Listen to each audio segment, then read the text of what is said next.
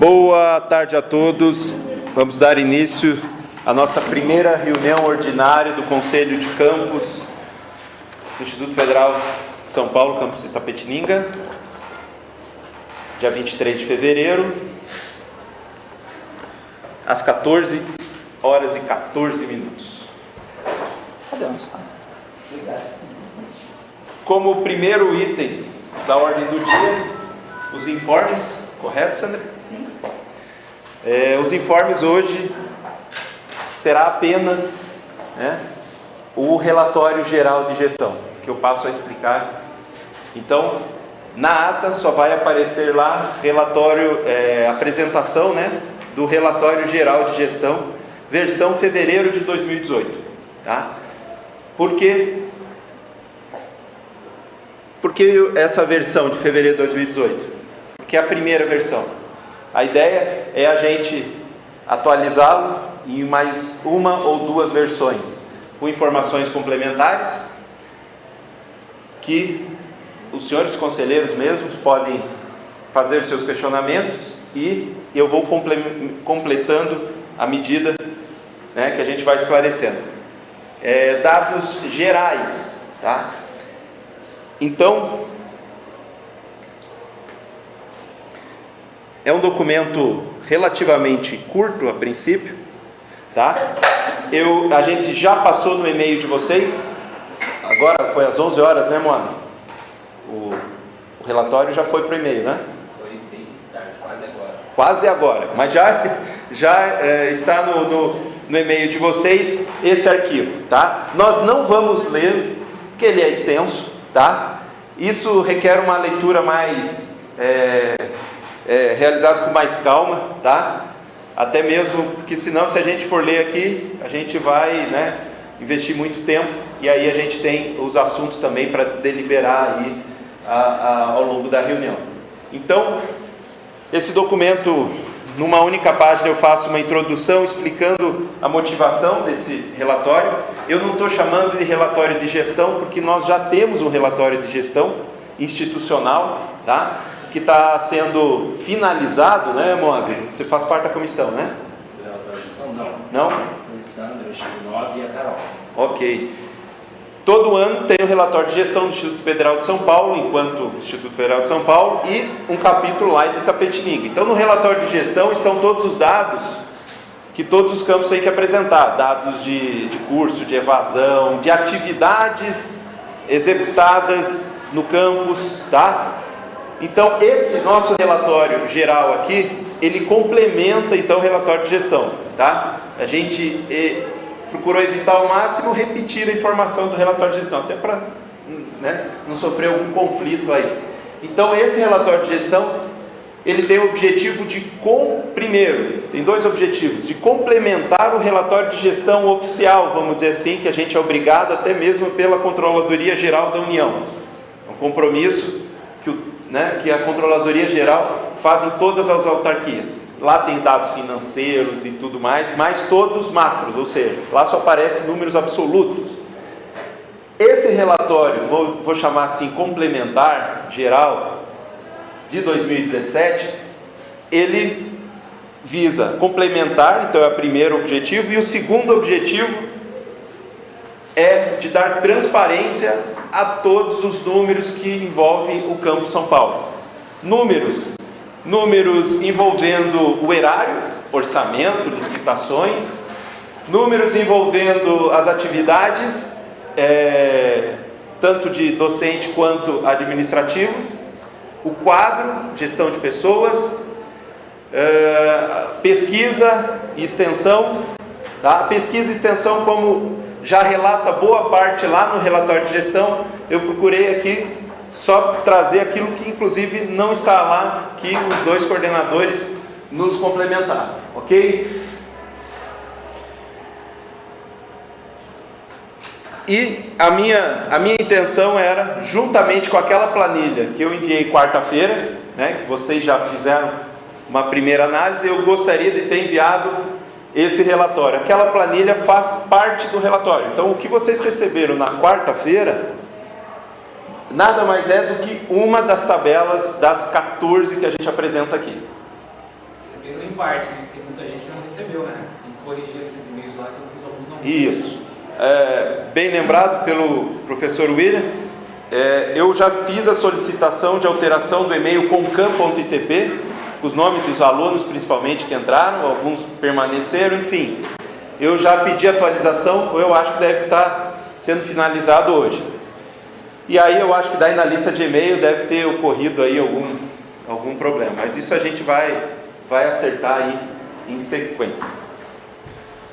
Eu vou chamar o Moab para operar em conjunto aqui. Vamos ver se a gente não vai se atrapalhar aqui, né?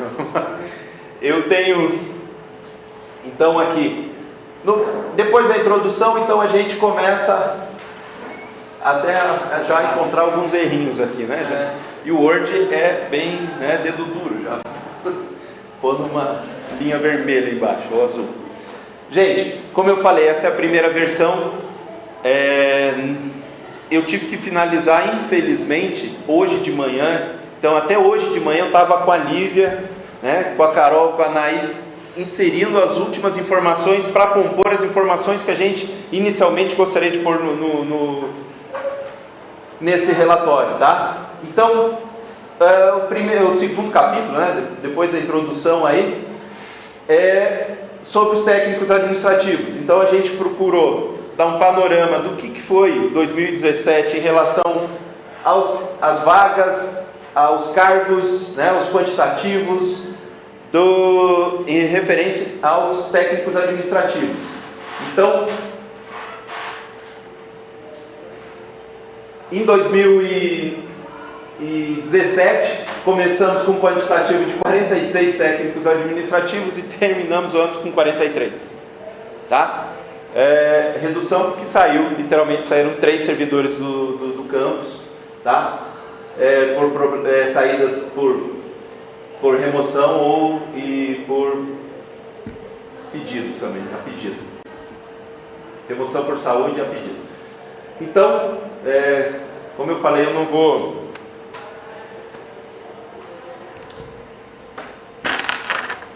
Cadê o...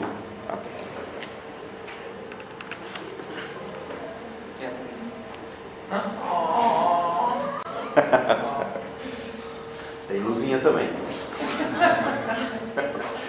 Então, nessa vamos nos ater então, principalmente às tabelas, explicando as tabelas de uma maneira bem geral, porque o texto já explica as tabelas, então não precisamos, né? Mas basicamente nessa primeira tabela nós temos o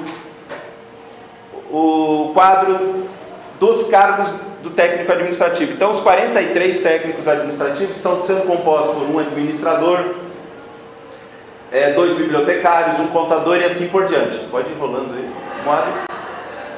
Tá? Pedagogo, isso do nível E. Nível D, 3 assistentes administrativos, técnico de contabilidade e assim por diante. O que são em amarelo? São aqueles que a gente já atingiu o máximo, tá? Ou seja, a gente não poderia em tese aceitar nenhum servidor cujo cargo é então em amarelo, ok? Opa, só esqueci de atualizar, que não deveria estar em amarelo, tá? Porque a gente perdeu justamente uma auxiliar de biblioteca, então não deveria estar amarelo, porque o máximo é 2, e a gente só tem, ok? Só a questão de mudar a cor aí. Então, conforme a portaria do MEC, a gente tem, de nível C, a gente tem que ter 8, D 22 e E 15.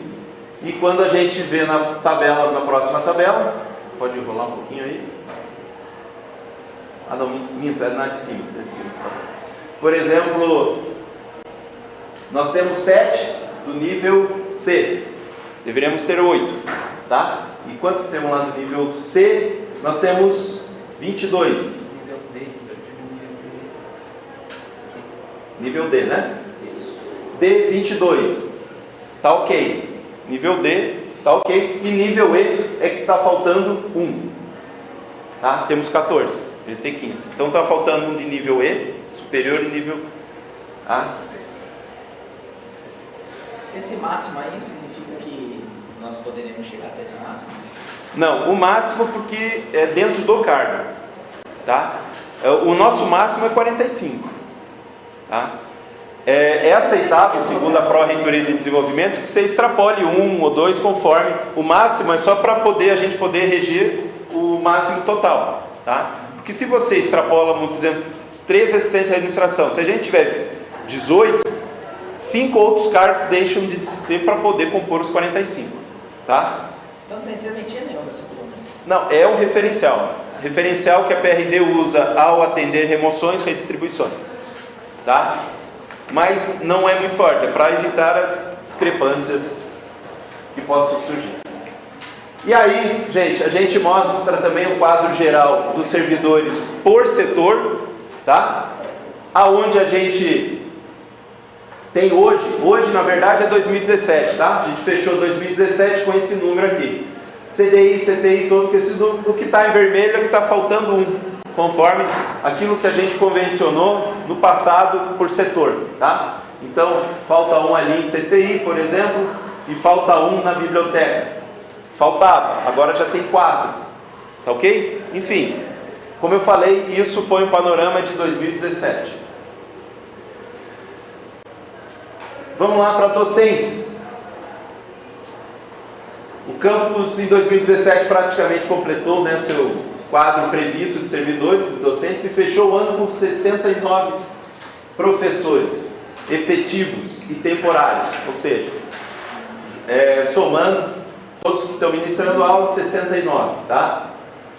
Para simplificar, nós vamos seguir apenas do segundo semestre. Então, a próxima tabela, a gente apresenta os dados apenas do segundo semestre. Por quê? Porque o primeiro semestre pouco variou em relação ao segundo. E como esse relatório, como já disse, é apenas para a gente tornar mais transparente os números, eu não achei necessário os dados do primeiro semestre. A gente poderia, de repente, somar, tirar uma média, mas eu julguei que os dados do segundo semestre estariam suficientes. Não quer dizer que vocês não tenham acesso aos dados do primeiro, está tudo numa planilha desde 2013, os dados que a gente vai apresentar aqui, tá? É apenas não está presente nesse relatório, mas está público lá para que todos possam ver. Em 2017, 69 professores efetivos, 8 professores tiveram substitutos por motivos de licença médica, né? Licença capacitação, que foi a maior, e ocupante de cargo de direção. No caso, 1 e 1. Cargo de direção, o meu cargo, gera um substituto e uma licença médica apenas, tá? O restante, as 6 foram de capacitação.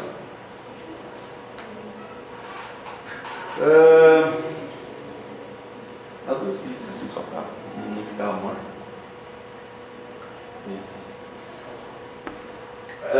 Aí a gente, né, como a gente, quanto professor, a gente conhece bem a realidade. Qual é a realidade aqui do nosso plano de carreira? A gente contrato de 40 horas, regime de dedicação exclusiva, né?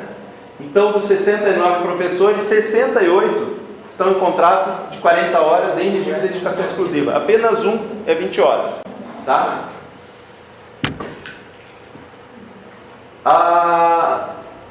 Aí a gente já vai abrir a tabela, porque aqui eu já começo a abrir a explicação da tabela, que a gente vai mostrar que foi o Excel que não coube nesse relatório. Talvez depois se eu for imprimir, né, fazer uma versão impressa do relatório, a gente coloque ele numa folha 3, que é uma tabela... a pilha, não? Essa aqui, e para facilitar os cálculos que vocês querem fazer, né, Will? Em Excel facilita, às vezes quer fazer uma simulação, então estão todas as tabelas, inclusive, né, aqui eu estava comentando até agora. Então, agora a próxima, tabela 3, é da atividade docente. Pode subir lá no topo. Essa tabela relaciona todos os professores, todos os cursos e todas as aulas que cada professor está ministrando em cada um dos cursos, ok? Essa informação é pública através dos pitches que a gente disponibiliza semestralmente no início, né, do semestre, na nuvem, na página. o que eu fiz foi apenas compilar, ou seja, jogar numa única tabela todas as informações dos FITs, tá? Então, temos os professores de 1 a 69 lá, tá? Isso, mais uma vez, até dezembro. Agora já temos outra realidade, tá? Então, nós temos lá em cima todos os cursos, falando um pouco para o lado, com o seu total de aula de cada professor, regência em aula, e vai até a última atividade aí, que é a de capacitação dos professores. Todos somando 40, com exceção do único professor 20 horas, ok? Então, por aqui, a gente consegue, né, extrair algumas informações importantes em relação a, lá embaixo, em amarelo aqui, eu coloquei em destaque, propositalmente, os professores temporários, ou substitutos, naquela situação que a gente falou lá no texto. Coloquei amarelo aí para dar um destaque dos nossos professores que estão substituindo os efetivos. Então, o efetivo aqui e o substituto entre parênteses, ok? Aqui embaixo tem a soma de todas as aulas de cada curso, tá? O número de alunos. Então, essa é uma informação também muito relevante, que a gente tem, né, 837 alunos cabeça, que a gente chama, ou seja, né, CPFs, alunos matriculados. Por que eu falo em cabeça? Porque o MEC, na hora de contabilizar na matriz CONIF, ele pesa cada curso conforme a área, conforme o nível, conforme tudo. E aí, aqui embaixo, vocês já podem ter uma noção de quanto que equivale esse aluno. É chamado de aluno equivalente aí na matriz CONIF, tá? Por que isso, gente? Porque sempre teve, né, uma ideia de que quanto mais aluno determinado curso traz mais dinheiro. Não. Por isso que a gente, na hora de formular curso, a gente tem que pensar em também nos pesos, tá? Então, por exemplo, nós temos aqui, essa aqui deve ser licenciatura em Física, 113 alunos, mas corresponde a 298 alunos, licenciatura em Física, tá? Então, eu resolvi colocar isso porque sempre foi questionar, mas curso tal, tem tal, não, mas curso não sei o que e tal, traz mais dinheiro, traz menos dinheiro. Tá bom, vamos falar de aluno que traz dinheiro? Então, a gente trouxe esse dado aqui, esses 1.500 é o total do orçamento nosso, tá? E aqui para o lado, só para finalizar, tem totais de horas dedicadas de cada professor para cada atividade, de cada atividade compondo as 40 horas do professor, ok, gente? Tá? A tabela que está lá na nuvem é bem mais complexa do que essa. Lá eu faço até uma espécie de controle se todas as aulas ministradas num curso estão de acordo com a grade, ou seja, se a grade tem 50 aulas, então é razoável que o curso tenha uma atribuição de 50 aulas, né? Claro que varia, licenciatura é disciplinar, matemática, engenharia, enfim. Mas isso também para a gente conferir se todas as aulas, né, de todos os cursos estão sendo atendidos, tá? A gente tem também, só volta lá no início, na esquerda, lá, mano, só para eu comentar mais uma informação importante lá na esquerda. Eu criamos uma coluna aqui com o perfil do professor. É um perfil bem amplo. Por exemplo, todos os professores que atuam na eletromecânica, mecânica, engenharia mecânica, eu chamei eles de indústria, tá? A gente sabe que existem divisões dentro da indústria, né? Elétrica, automação, mecânica, materiais e tudo mais. Então, tá por perfil aqui, cada professor, por quê? Porque perfil, a gente consegue a partir daí mapear os perfis que estão, né, com uma demanda maior de aula em relação a outros perfis. Que no momento que a gente tem 70 professores e um professor sai, a gente tem que fazer a famosa análise, ou seja, saiu um matemático, entra um matemático, pode ser que o matemático esteja um pouco melhor e entra um de português. É só um exemplo, Matheus. Porque a realidade, inclusive, é oposta. Matemática é hoje o perfil com maior demanda, tá? De aulas. Inclusive até porque a gente perdeu um professor aí no final do ano de matemática, por isso dos 69, inclusive, tá? Pois bem, podemos voltar aqui. Então eu explico um pouco, né, do que eu acabei de falar e o que a gente fez até para dar transparência também, o que nós, enquanto corpo docente, qual é a porcentagem da nossa dedicação em horas está para cada uma das atividades. Por exemplo, eu coloquei aqui então desde 2015, 02 até, aqui é semestral, até 2018, 01, gente. Como 2018 a gente já tem quase todos os PITs, eu já coloquei aqui um dado de 2018 justamente porque isso aqui já é real, tá? Isso aqui não é estimativa, isso aqui já é PIT entregue esse ano, tá? E aí é legal comparar com a do semestre passado. É legal até porque os números são mais positivos. Então eu ordenei aqui de classificação inversa, né, decrescente, da atividade com maior dedicação no campus. Então, na preparação de aula a gente tem 21%, teve, né, no segundo semestre 21%, regência em aula 20%, atividades administrativas 14%, que é comissões, né, aqui é o campus, quase o Instituto das Comissões. Projetos de ensino, aqui é bem geral, o professor que faz plantão, o professor que faz alguma atividade, um projeto de ensino com os alunos, tá? Seja por edital ou não, enfim, está aqui dentro desses 12%. Formação inicial e continuada, eu acho que eu acabei classificando 2018 primeiro, né? Que a capacitação está com 14, ou seja, deveria vir aqui antes do projeto de ensino. Ok? Reunião diária, isso é quase fixo, porque é às 2 horas, salvo o professor que está em 2 cursos, aí acaba variando, 3 horas, por exemplo, para se dedicar. Atendimento ao aluno. E lá na rabeira nós temos atividades envolvendo a pesquisa e extensão, tá? Com menos de 5% cada um da dedicação. Isso aqui não representa a pesquisa e extensão no campus, representa as horas dedicadas expressas nos PIT dos professores. Deixar bem claro antes que, né, alguém se exalte aí. Mas vamos lá, pode enrolar um pouquinho. Aí, gráfico, né? O professor adora gráfico. Ler aquelas porcentagens fica meio difícil. A gente fez um gráfico para representar essas atividades. E aí que é legal a gente mostrar a comparação 2017 a 2018. Estávamos com a regência em queda. Estamos subindo. A preparação de aula é plausível que acompanhe, porque ela é diretamente relacionada à quantidade de aulas.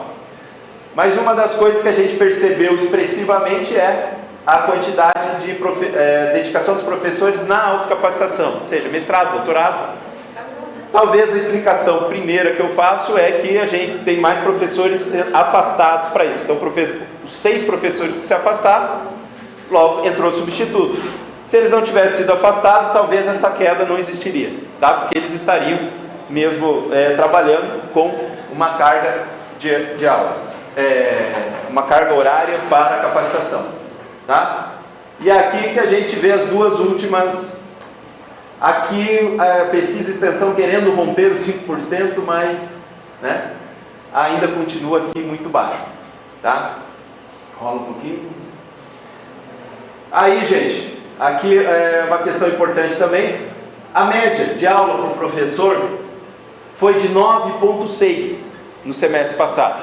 Previsivelmente baixa por conta dos professores do comum que entraram primeiro ano, né? Só tinha o primeiro ano, entrou bastante professores, então era previsível que a quantidade baixasse. 9,6 das 14 aulas previstas na resolução 109, que todo mundo já conhece, tá? Uma das coisas que na atualização que não deu tempo aqui, colocar o link da 109, até para quem está lendo já abrir a resolução e ter as informações aí de como é distribuída a carga horária do professor. Mas em 2018, né, como a gente viu lá no gráfico, sobe para 11,4. Ou seja, Ok, a gente está subindo na atribuição de aula. O que isso significa? Professor dando mais aula, sim, mas na prática, tendo o olhar orçamentário, a gente sobe 887 alunos em 2016, a gente teve 887 em 2017, 883 em 16, 831 em 15, ou seja, 800 sempre, mesmo, né, considerando que a quantidade de vagas anuais, que passou de 440 em 2016 para 520 em 2017, né, e 18, a gente vai ver no próximo gráfico, na próxima tabela, o reflexo na quantidade maior de aluno deve vir nos próximos 2 anos, ou seja, a gente está abrindo mais vaga, é fato, a gente abriu mais vaga o ano passado, estamos abrindo mais vaga esse ano, logo a gente vai sentir o reflexo desses alunos entrando a mais nas vagas no ano que vem, tá? Nesse ano, que eu acredito que vai subir, e no ano que vem. Então, só para a gente pôr como exemplo, aqui foi uma estimativa pessoal minha, que esses 500, uma evasão dos cursos, né, controlada ou continuando do jeito que a gente conhece, no histórico dos cursos, eu tenho uma previsão de chegar aí a 1.100 alunos, tá? E numa consulta rápida, uma simulação muito rápida, como eu falei, depende do peso dos cursos, isso é uma diferença modestamente de R$400 mil no nosso orçamento, tá? Bem modesto. Por que modesto? Porque a gente vai ver na última tabela que tem campus que tem a mesma quantidade de alunos que a gente e tem 700 mil a mais no orçamento do que Itapetininga, tá? Essa estimativa então foi considerada levando em conta campus, né? Já tem o número maior. Para demonstrar essa estrutura de aumento de aluno decorrente da ampliação de vagas, aí vem a tabela 5, que eu demonstro aí. Desde 2014, quantas turmas a gente abriu anualmente para cada um desses cursos, tá? Então tá lá, uma turma, 2, 3, tá certo? 3 aqui por conta de uma turma extra aqui em identificações, o ano passado, todo mundo sabe. 11 turmas, 10, 11, 13, 13, tá? Ou seja, aí eu multiplico cada turma, pode rolar um pouquinho só, mano. Eu multiplico um pouco e aí eu tenho a quantidade de vagas anuais. Então aqui a gente vê que a gente aumentou o número de vagas. E aí vai refletir então no aumento de alunos, tá? Eu faço algumas considerações em relação à pesquisa, que apesar do podemos considerar da baixa dedicação em horas apontadas no PIT, segundo a CPI, né? CPI é coordenação de pesquisa e inovação, tá?